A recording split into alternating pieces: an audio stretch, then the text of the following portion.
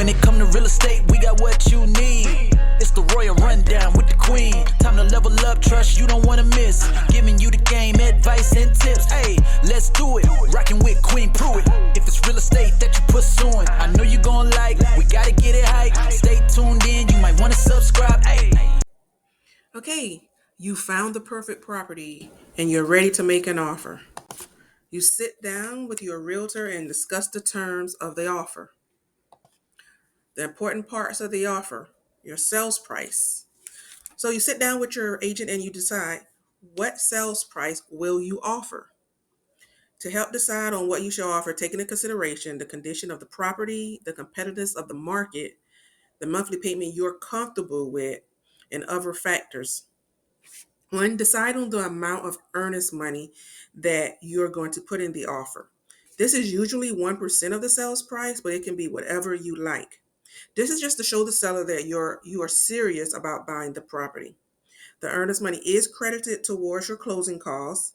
And if you say you can't close due to financials or there's another reason from the lender, the earnest money is refundable under certain circumstances.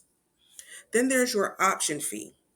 Your option fee, which is usually $25 per day of the time period that you want.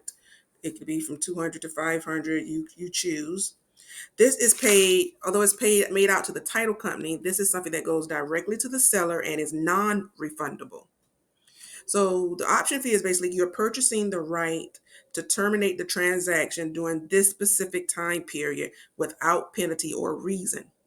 But also during this time, this is when you would do all of your inspections and negotiate repairs if needed. Also, I always recommend asking the seller to pay for your first year home warranty just to cover anything, which all of these fees go towards your closing costs. Okay, choose in a title company. You're going to choose a title company that you want to handle all of the closing for the transaction. Most times the seller does have a preferred company, but you are not required to use them. You can choose any title company you wish. Determine how much of a seller contribution towards closing costs you're going to ask for, if any. If you are pre-approved for, say, an FHA loan, then you can ask for up to 6% of the sales price as a contribution from the seller. If it's a VA loan, you can ask for up to 4% from the seller as a contribution towards your closing costs, which would make you have to come to the transaction with less out of pocket. And of course, you choose your closing date, which is usually 30 to 45 days. This is the day that you want to move in and that the lender has given you that they can close the transaction within that time period.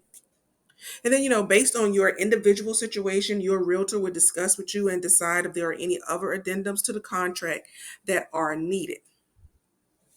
So your realtor will guide you on the offer and give their recommendations on what the offer should entail.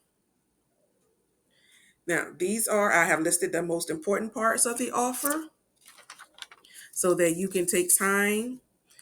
If you want to know what the contract looked like beforehand to get yourself familiar with it, you can go to TREC website.